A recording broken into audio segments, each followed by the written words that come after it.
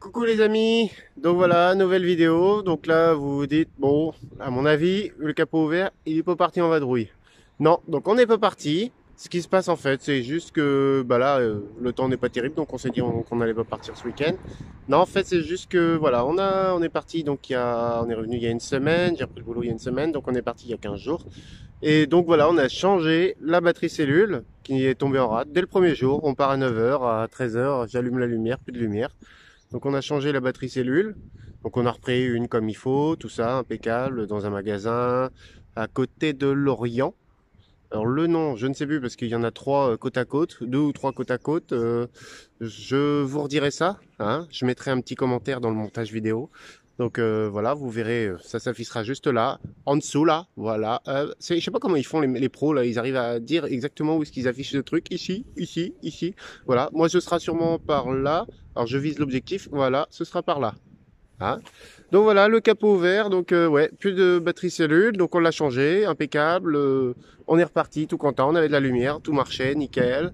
Ah bah tout marchait, mais non, en fait, bah plus de pompe à eau, le chauffe-eau qui veut plus se mettre en route, il n'y a même plus la lumière.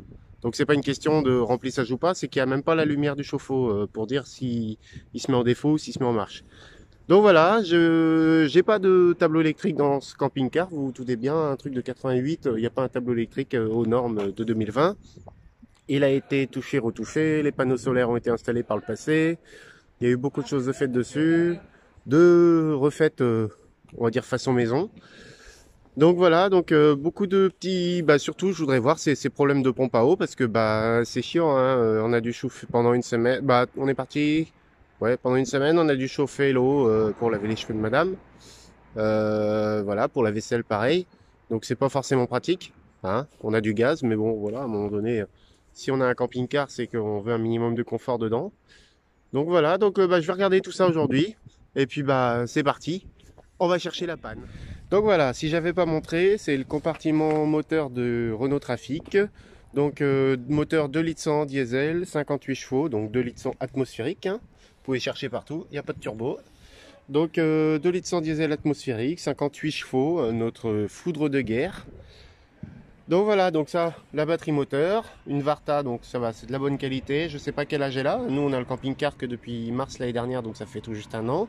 Donc la batterie est encore bonne, tient bien encore, il démarre au quart de tour, nickel. Voilà.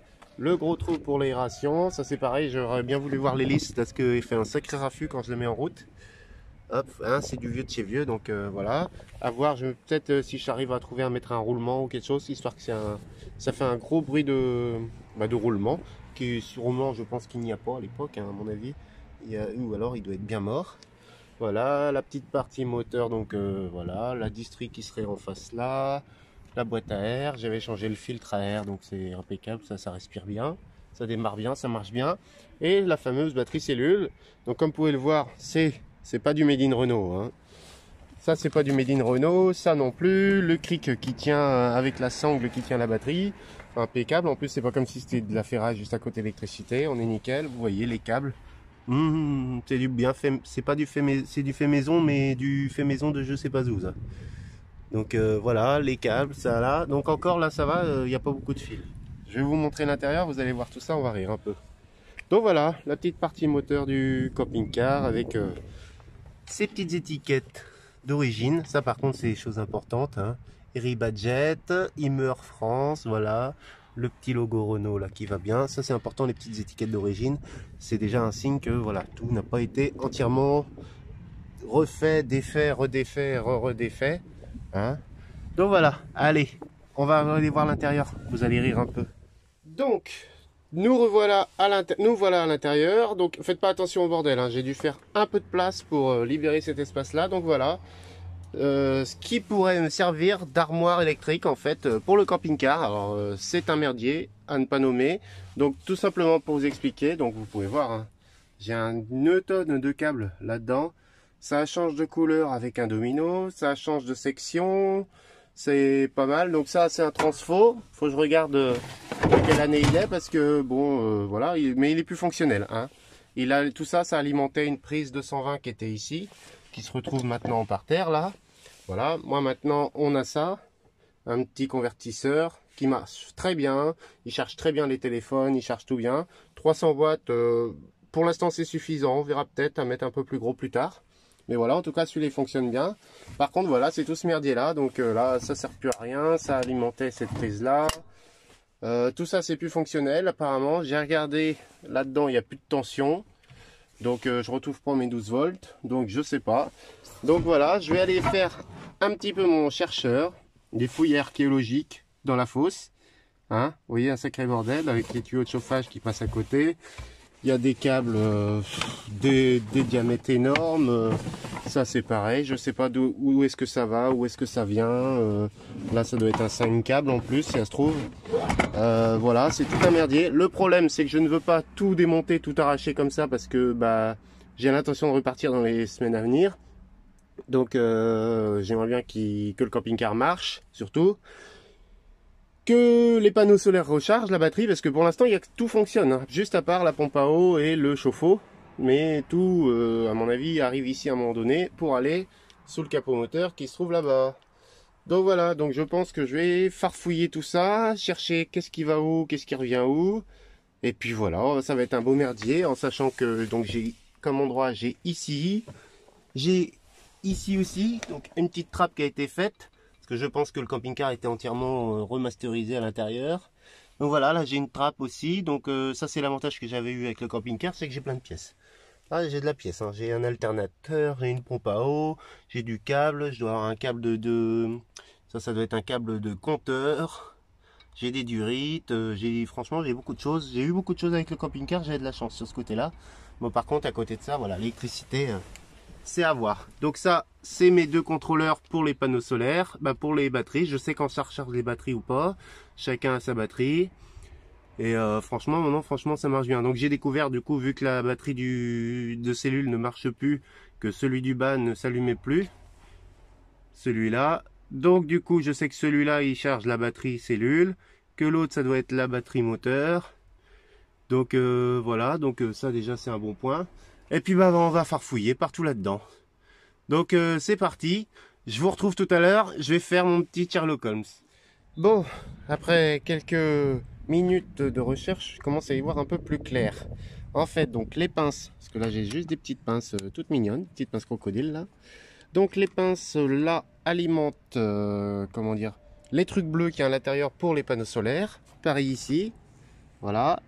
Donc ça c'est juste l'alimentation. Donc ça va être à couper. Et je vais faire des belles cosses rouges. Là on trouve à Noroto là des belles cosses rouges, une noire que je vais me servir pour tout ça. Et moins que par contre j'ai les câbles d'origine, donc faut que je fasse gaffe. Mais je vais voir, je vais trouver une solution. A priori ces deux câbles bleus là, donc là je suis sur la batterie moteur. Donc ces deux câbles bleus serviraient à l'ancien transformateur. Je vous fais ça un petit peu plus clair, voilà, à l'ancien transformateur. Donc avec un relais ici, un autre relais ici, donc de 30 ampères, donc ce qui servait entre guillemets de, voilà, ce qui servait de fusible en fait à l'époque, quoi. Le relais pétait s'il y avait une surcharge. Voilà. Donc bah, comme chez vous, hein, vous avez 36 ampères voilà, ou 30 ampères, voilà. Donc voilà, donc ces câbles-là, ceux-là à rigueur seraient à supprimer, mais je ne veux pas les enlever tout de suite. Pareil pour le bleu ciel là. Parce que du coup, je ne sais pas s'il y a des choses de reprise dessus encore. Par exemple, ma fameuse pompe à eau ou mon fameux chauffe-eau qui ne marche plus. Donc voilà, donc ces deux câbles là, j'ai réussi à les retrouver là-bas. En fait, je cherchais des câbles doubles à l'intérieur. Mais du coup, comme un con, je viens de me percevoir qu'en fait, bah, ils les avaient séparés à l'intérieur, comme ici. Donc du coup, c'est normal que je les trouvais pas, mais ça y est, je les ai trouvés. Alors ici, j'ai trouvé un autre petit... Je sais même pas comment on peut appeler ça. C'est un fusible en fait, c'est juste un porte-fusible pour un truc tout seul qui part d'un relais ici. Alors c'est pour ça que je veux pas les enlever les relais encore parce que à mon avis le fusible et le porte-fusible là ils sont pas vieux. Donc je sais pas où est-ce que ça va, il faut que je tire tout ça pour voir où est-ce que ça va. Donc niveau batterie cellule maintenant. Donc pareil, un beau petit support en acier à faire parce que là les sangles c'est pas possible. Donc, ce que j'ai repéré de mes trucs, bon après ça vous intéresse peut-être pas, mais voilà, ça peut, si vous avez un vieux camping-car un peu refait aussi, maison, voilà, vous pouvez peut-être y retrouver des choses. Donc les fameuses pinces crocodiles, ici, qui alimentent les trucs des panneaux solaires. Donc si je m'y retrouve bien, donc que je m'y perde pas, parce que ça a été un peu la misère. Le rouge ici, le rouge ici avec le bleu ici, eux, ils arrivent... Alors non, eux, ils alimentent le... J'ai dit des conneries déjà, je m'y perds. Rien que déjà à vous expliquer, je m'y perds. En fait, les deux pinces crocodiles alimentent mon convertisseur de 12 volts, 220 volts. Les rouges, le rouge ici et le bleu ici alimentent eux les trucs bleus que je vous ai montré à l'intérieur, à côté du volant, des panneaux solaires. Donc le reste, pour moi, ces deux bleus là et donc ce marron là ne servirait à rien. Mais parce qu'il serait encore sur l'ancien transformateur qui a des kilomètres et des kilomètres de câbles. Donc je sais pas, faut que je vois tout ça. Bon, ça a priori je me dis que ce serait la masse. Donc on part pareil sur un fil marron. Donc il est relié au noir, donc ce qui me paraîtrait logique. Mais bon, la masse hein, à la base normalement c'est plus comme ça quoi. Maintenant, mais bon après les normes de 88 aux normes de 2020, tout a bien changé. Donc voilà, donc j'ai toujours pas trouvé ma fameuse pompe à eau, pompe up. Donc faut que je trouve où est-ce qu'elle est raccordée. Bon, bah je vous redis ça tout à l'heure. Je retourne à la spéléologie. Et retour à nouveau dedans. Donc là, la fameuse cuve à eau avec ici le câble de la pompe à eau qui sort, un petit domino. Bon, histoire de changer, c'est vrai que c'était le top hein, dans les années 80, petit domino. Voilà, donc la pompe a été changée, donc c'est pour ça qu'ils ont fait un petit raccord comme ça. Moi je mettrais des Wago, beaucoup plus pratique, beaucoup plus rapide et beaucoup plus mieux. Voilà, donc je repars sur un fameux câble noir ici, c'est pareil, donc ici encore plein de jolis câbles. Voilà, les tuyaux d'eau, de lavabo sûrement, de la cuisine, d'autres câbles encore. Alors en 12 volts peut-être, en 24 volts, non 24 volts, il n'y a pas des conneries. Mais voilà, donc c'est pareil, hein, j'ai plus de 12 volts non plus dans le camping-car. Hein. Une fois j'ai branché un aspirateur 12 volts acheté sur internet et puis j'ai fait cramer, j'ai vu de la fumée par là. J'ai une prise 12 volts par là-bas, voilà, deux prises 12 volts là. J'ai vu de la fumée, la prise 24, la prise 220 ici, elle n'est pas fonctionnelle non plus. Du coup, vu que j'ai plus de 12 volts, la ventilation de mon frigo qui se trouve ici, elle ne fonctionne plus. Donc l'été dernier, partant de 30-35 degrés dans la Dordogne, bon le frigo marche, mais bon, on n'a pas 3-4 degrés quoi. Hein. Des fois on a plus autour des 10-11. Bon, heureusement on stocke pas beaucoup, parce qu'on fait beaucoup de frais, donc surtout des légumes, des crudités, choses comme ça, mais bon, toujours embêtant. Donc maintenant, il faut que je trouve où va ce foutu câble noir, parce que lui, il part carrément dans le plancher. Donc si je tire d'un bout, je peux pas les voir de l'autre côté, où est-ce qu'il bouge. Donc on va essayer de chercher. Allez, je vous redis à tout à l'heure. Et pendant que je bricole sur le camping-car, j'avais attaché Gizmo ici, me disant... il va aller sniffer tout ça, impeccable, dans les broussailles, là, dans les buissons, il va être content. Ben non. On retrouve monsieur, tranquillement, en train de dormir. Je t'ai réveillé, mon chien? Allez, je te laisse redormir. Dans sa jungle. Bon, là on est... faites pas attention aux affaires, hein, j'ai pas rangé pour la vidéo. Voilà, donc là on est dans la partie chauffe-eau, qui lui ne fonctionne pas non plus. Donc je vous parlais de ça, c'est ce petit voyant ici. En fait normalement quand j'allume ici ou quand je coupe, soit ça s'allume en vert quand ça fonctionne ou en rouge s'il y a un défaut. Et là il n'y a même pas de rien du tout. Donc le câble simplement il part d'ici, il descend, il descend, il descend, il descend, il descend, voilà, il doit aller dans ce micmac là aussi. Donc vous pouvez voir, j'ai des fils non raccordés, voilà. J'ai plein de choses encore dans le fond, sûrement les panneaux solaires aussi. Là, il y a des petits fils bien raccordés mais sans fusible. Alors, je ne sais pas ce que c'est. Là, j'ai vu, donc il est marqué Trouma sur le boîtier noir. Donc ça, à mon avis, c'est pour le chauffage. Voilà, je ne sais pas trop. C'est un merdier un peu aussi. Moins de merdier, il y a moins de câbles quand même que là-bas. Là, il y a pareil, hein, des petits fils raccordés. Donc ça, c'est pareil. Pour moi, ça doit être les panneaux solaires. Si je regarde pas l'écran, du coup je vois pas ce que je vous montre. Là c'est pareil, des petits fils raccordés, un petit... Ah bah celui-là il ressemble à la pompe à eau, tiens d'ailleurs. Ah bah tiens, c'est en cherchant pas qu'on trouve un noir avec un petit marron et un petit bleu. Ah non, ah si, un petit marron et un petit bleu. Marrant, celui-là il ressemble beaucoup à celui que j'ai à la pompe à eau. C'est étonnant. Ah ben on va peut-être suivre celui-là du coup.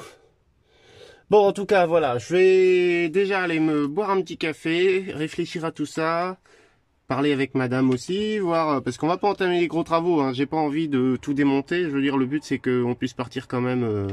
Bah là, les beaux jours vont pas tarder à arriver. Enfin, j'espère, entre chaque tempête et chaque inondation.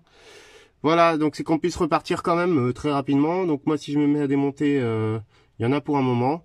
Oui, je sais, il y en a qui sont, c'est des gros acharnés de la vie. Dès que c'est démonté, paf, travaux, on y passe tous les week-ends, tout ça.